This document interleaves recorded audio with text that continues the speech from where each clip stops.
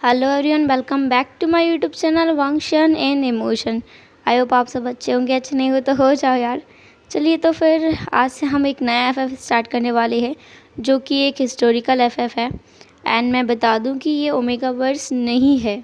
आई know mostly historical FF omega verse होते हैं but ये नहीं है, ये नॉर्मल एफएफ है। एंड इसमें टॉप जो होगा वो हमारा वांगजी होगा और बॉटम विंग होगा। स्टोरी का स्टोरी लाइन में बता दूं मैं कि वांगजी एक मोस्ट प्राइडेबल गॉड है। पूरा कल्टीवेशन वर्ल्ड में उसका पूजा किया जाता है। हालांकि उसे किसी ने देखा नहीं है, लान क्लान में भी किसी ने उसे देखा नहीं है। वो हज़ारों सालों से जीता आ रहा है, उसकी मौत नहीं हुई है क्योंकि वो इमोर्टल है।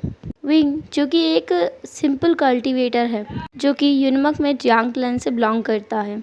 जियांग क्लैन के काफ़ी गहरे रिश्ते हैं लान क्लैन के साथ, क्योंकि जियांग क्लैन के पूर्वजों में जियांग यानली, उनका जो मैरिज है वो लान क्लैन में ही हुआ था। वो भी किसी और से नहीं, लान वांगजी के बड़े भाई लान सिचेन के साथ, जो कि एक इमोर्टल थे। अब वो कहाँ हैं इसका भी किसी को कुछ नहीं पता है। एंड जियांग यांगली जो कि एक इमोर्टल नहीं थी, उसका भी कोई अता पता नहीं है। उसकी मृत्यु हो चुकी है ऐसा सब लोग बोलते हैं, उसे आज तक किसी ने देखा नहीं है। लान सिचेन का एक बेटा है लान जिंगी, जो कि अभी फ़िलहाल में रूल करता है पूरे लान क्लैन को, जिसका एज लगभग 24 साल है। ऐसा दिखता है, मतलब देखने में लगता है कि 24 साल हो, बट एक्चुअल में वो हज़ारों सालों से जीता आ रहा है क्योंकि वो भी एक इमोर्टल है। इस एफएफ में हम देखेंगे कि विंग एक ऐसा इंसान है जो हंगन जुन को अपना आइडल मानता है, उनकी पूजा करता है एंड उनको वर्शिप करता है। साथ ही साथ उनके जो नियम कानून हैं जो कि लानजान ने दिए हैं, मतलब हंगन जुन ने दिए हैं, उनको फॉलो भी करता है। जैसे सुबह जल्दी उठना, रात को जल्दी सोना एंड ज़्यादा नहीं बोलना, ज़्यादा स्माइल ना करना। हालांकि ये सब उसके नेचर के अपोजिट चीज़ें हैं, फिर भी वो फॉलो करता है। एंड वो सबसे बोलता है कि जैसे हंगन जुन अनमैरिड है अपनी लाइफ टाइम के लिए, वो भी अनमैरिड रहेगा। For life time he will be single, वो हमेशा सिंगल रहेगा, किसी से भी मैरिज नहीं करेगा, उसका ये कहना है। बट विंग ऐसा मिस्टेक कर देगा जिसकी वजह से वो हंगन जुन के पास पहुंच जाएगा, मतलब बाय मिस्टेक। एंड हंगन जुन को वो एक नज़र में ही पसंद आ जाएगा। इस एफएफ में हंगन जुन का डार्क साइड देखेंगे हम। वो अपना फीलिंग्स को छुपा कर बिल्कुल नहीं रखेंगे। नॉर्मली वांगजी छिपा कर रखता है, पर वो नहीं छिपाएंगे।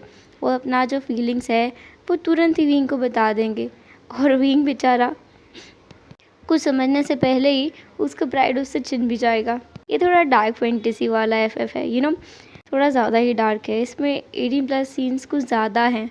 आई नो आप बोलोगे कि ऐसा कैसे कर दिया, बट यार मैंने तो कर दिया। एंड लास्टली कुछ बड़ा धमाका टाइप का होगा इस एफएफ में, जिसकी वजह से कुछ टाइम के लिए कुछ चीज़ें समझ में नहीं आएंगी। बाद में जब ऑल थिंग्स क्लियर होंगी विंग को, तो वो उसे बहुत सारे ऐसे राज खुलेंगे उसके सामने जो उसने कभी सोचे भी नहीं थे। तो चलिए अब आज के पार्ट को स्टार्ट करते हैं। लोटस कोव एक बहुत ही सुंदर जगह, जहाँ पर हर जगह पॉन्ड्स हैं, लोटस है, इतनी खूबसूरत जगह है। यूनमक में हर कोई कितना खुश मिजाज है। यहाँ का माहौल कितना खूबसूरत है, यो एक बार इसे देख ले वो यहाँ से वापस जाने के बारे में सोच भी नहीं सकता। इतनी सुंदर जगह है ये। यहीं पे हमारा विंग रहता है। विंग जो कि एक बहुत अच्छा कल्टीवेटर है। आज वो अपनी कल्टीवेशन की क्लासेस दे रहा था। वो एक टीचर भी है।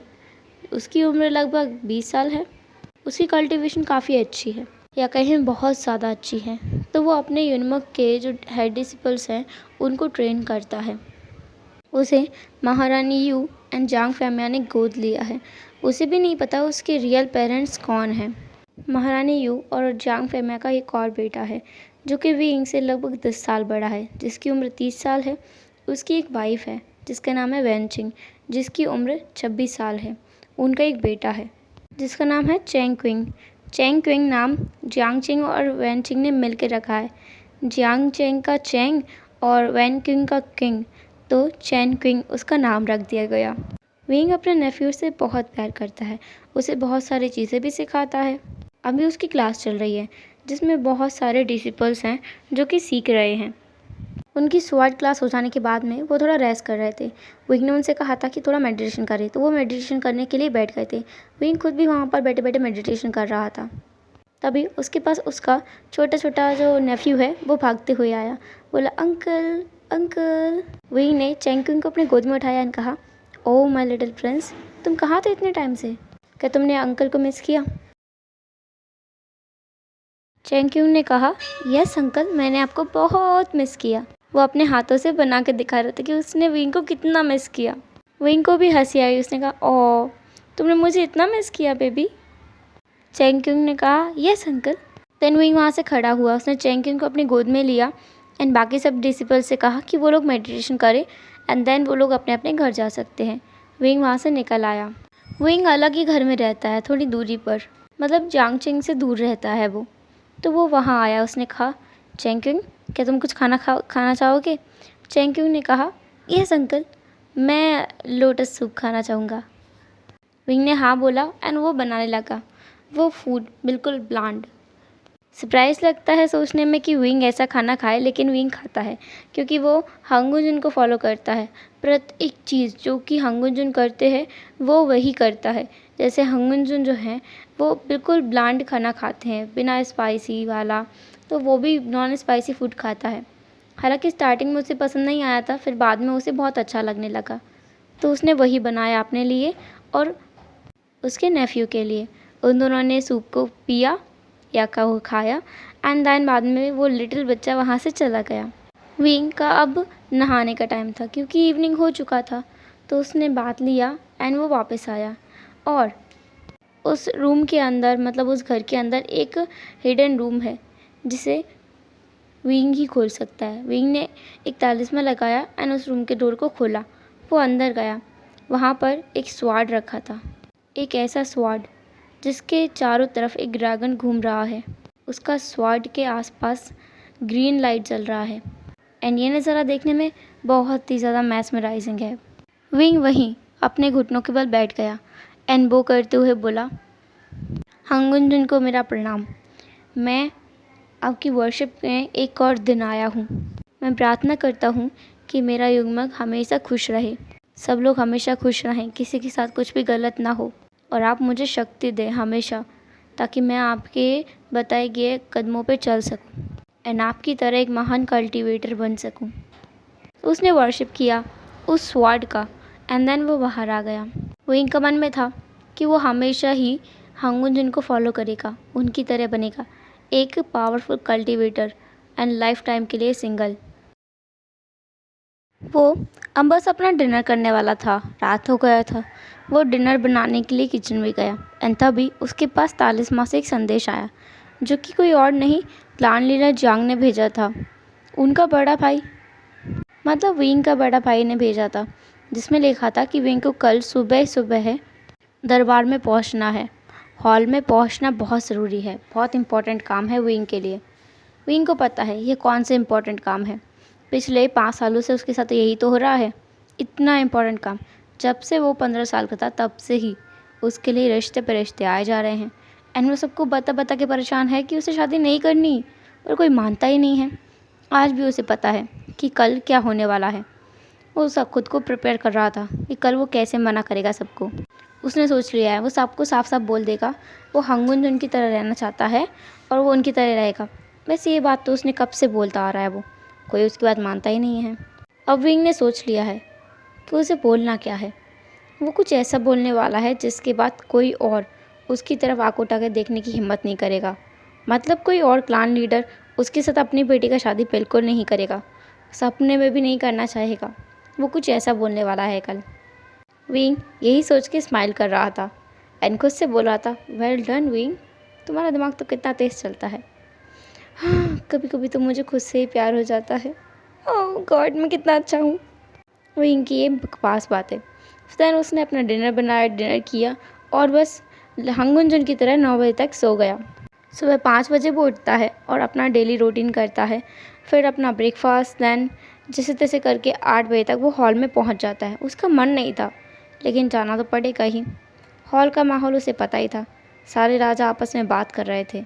जब विंग वहाँ पहुँचा तो सब लोग आपस में बातें कर रहे थे एंड डिस्कशन विंग के बारे में ही था। विंग जब जा रहा था तो उसके बारे में अनाउंसमेंट हुआ। इसके बाद वो हॉल में गया। वो अपनी चेयर पे जाके बैठ गया, जो कि जियांग के बिल्कुल पास में ही चेयर था। थ्रोन पर वेनचिंग और जियांग बैठे हुए थे।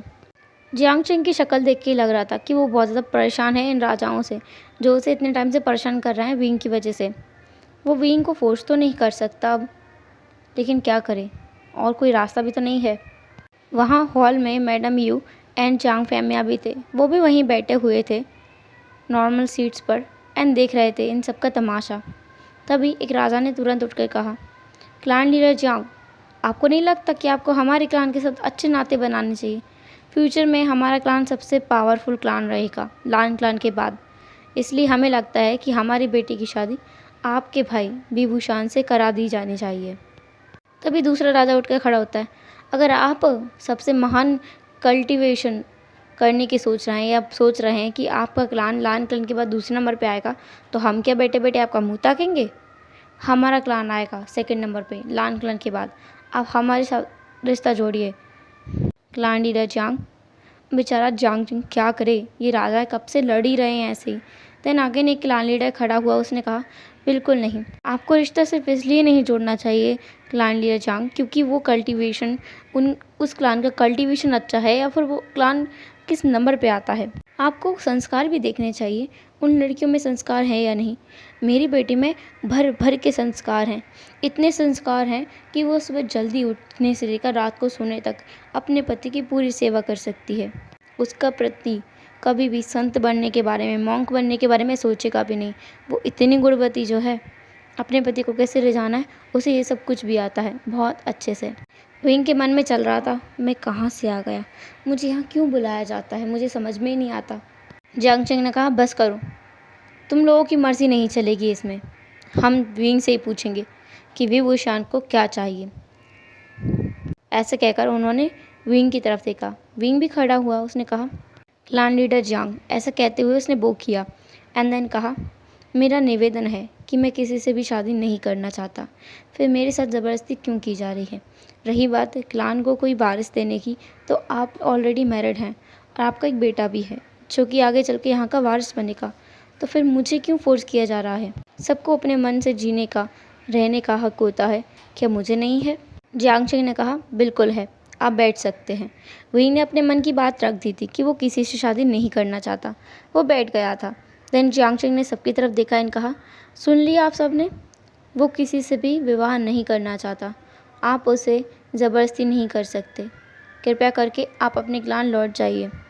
पर राजा तो राजा हैं, कितने बेशर्म हैं। उन्होंने तो ये तक कह दिया कि अगर विभूषण जीवन भर कुंवारे रहना चाहते हैं तो जियांग तो है, वो एक और शादी कर सकते हैं उनके क्लान से रिश्ता जोड़ने के लिए।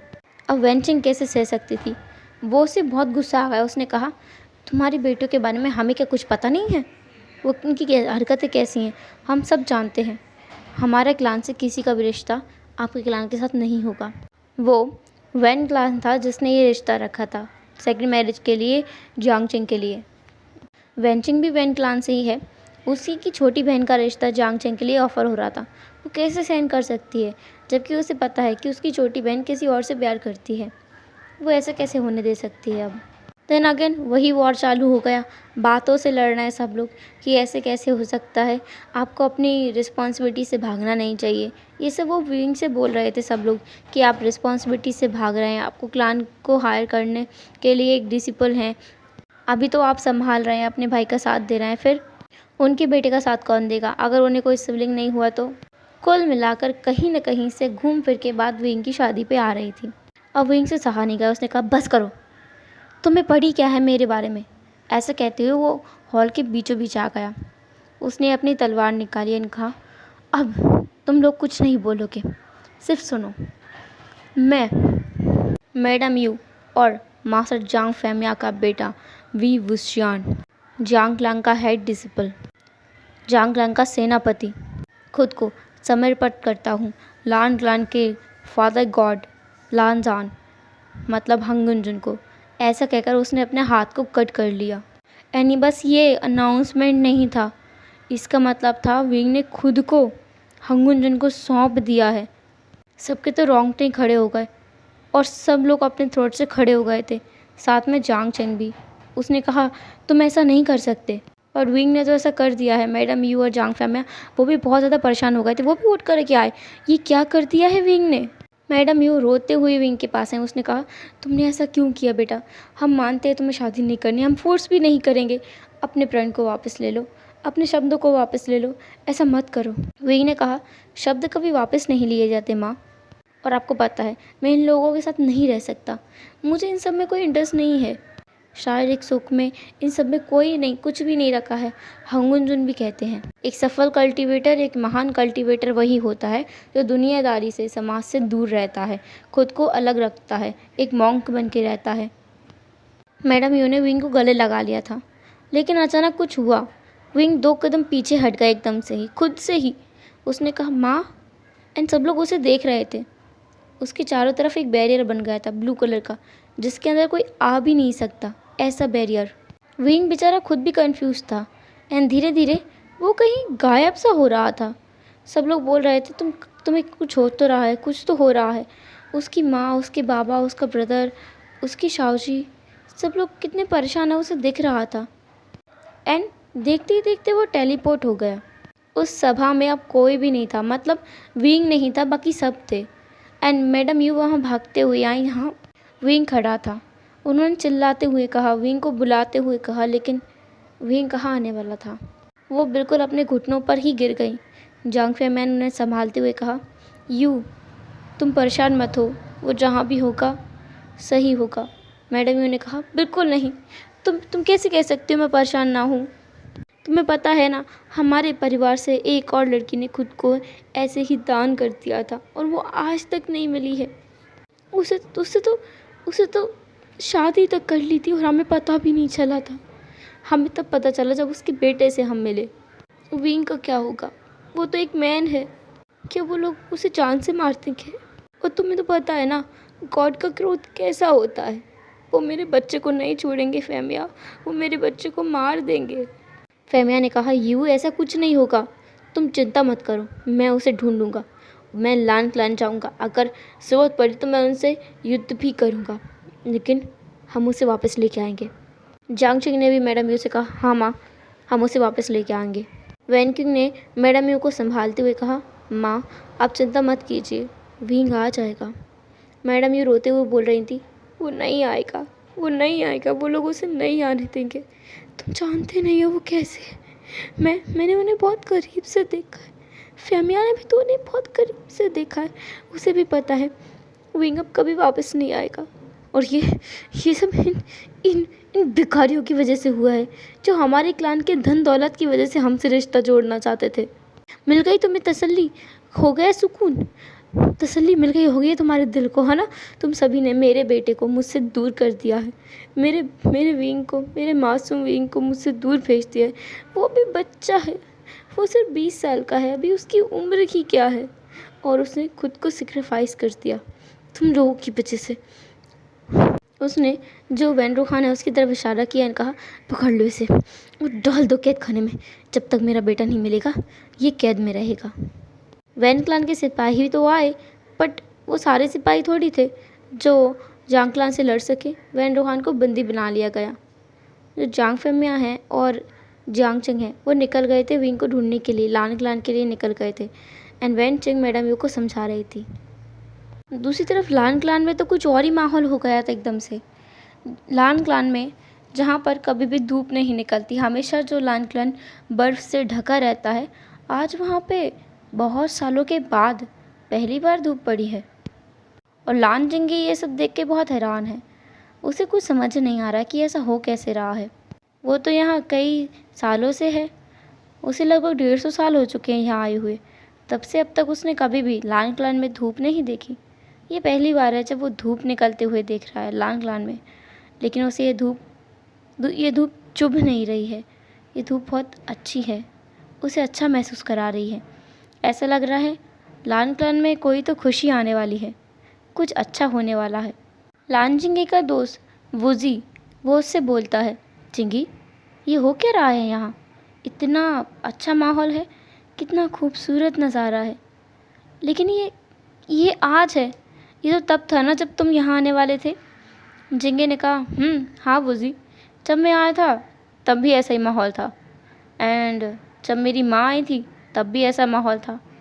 कुछ तो होने वाला है। क्या मेरी माँ वापस आने वाली है? वूजी ने कहा हाँ, तुम्हारी माँ तुम्हें पापा को छोड़ के आएगी? तुम्हें लगता है? हमें भी तो कितने साल हो गए हैं उनसे मिले हुए। मैं भी आंटी से मिलना चाहता हूँ और उनसे ढेर सारी बातें करना चाहता हूँ। तुम्हारी बातों से लगता है वो बहुत ज़्यादा सुंदर होंगी, बहुत ज़्यादा अच्छी होंगी। मैं तो उनसे कभी मिला नहीं, मुझे उनसे मिलने की इच्छा है। जिंगे ने कहा इच्छा तो मुझे भी बहुत है। उन्होंने जब 150 साल पहले मुझे यहाँ भेजा तब से मैं उनसे नहीं मिला हूँ। ये तो मैं ही जानता हूँ ये टाइम मैंने कैसे काटा है। वूजी ने अचानक से कहा जिंगी, वो देखो वहाँ क्या हो रहा है। जिंगे ने उस तरफ देखा जहाँ पर वूजी इशारा कर रहा था। वूजी क्लाउड रिसर्च के सबसे ऊंचे वाले पहाड़ की तरफ इशारा कर रहा था। वहाँ कुछ तो चमक रहा है। ऐसा लग रहा है कि वहाँ कुछ ऐसा दिव्य है जो बहुत ज़्यादा पावरफुल है, कुछ चमक रहा है। वूजी ने कहा वो तो। जिंगे ने कहा ओह नो, मैं इसे पहली बार देख रहा हूँ, मैंने बस कहानियों में सुना है। वूजी ये कहानी सच है? वूजी ने कहा मुझे भी लगता है। जिंगी क्या हम वहाँ जाएं? जिंगे ने कहा नहीं, हम वहाँ नहीं जा सकते, ये रूल्स के ख़िलाफ़ है।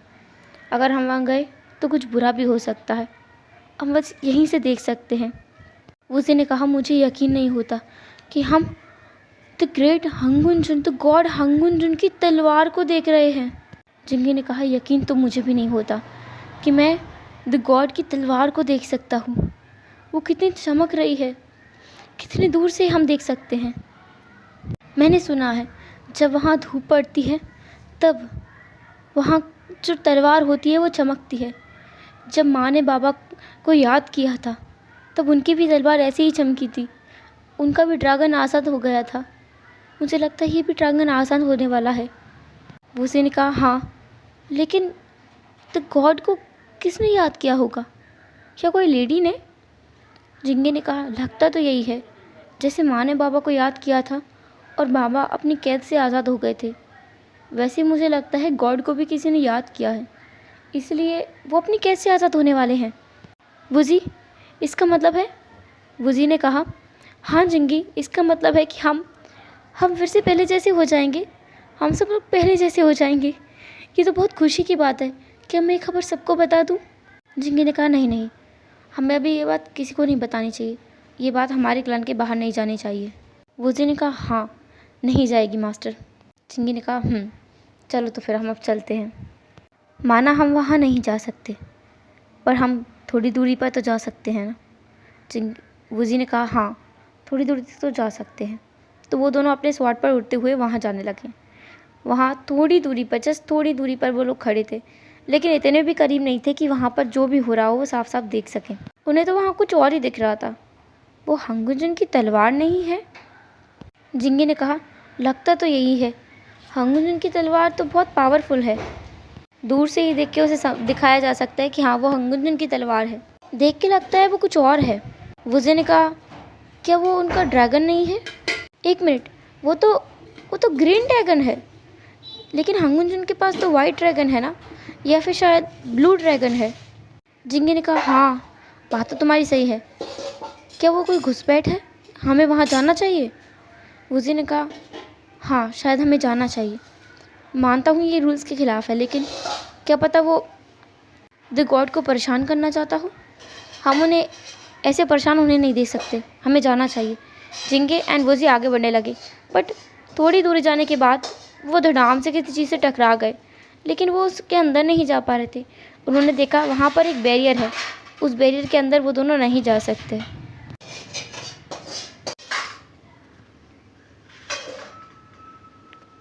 हेलो एवरीवन, तो कैसे रहा आज का पार्ट?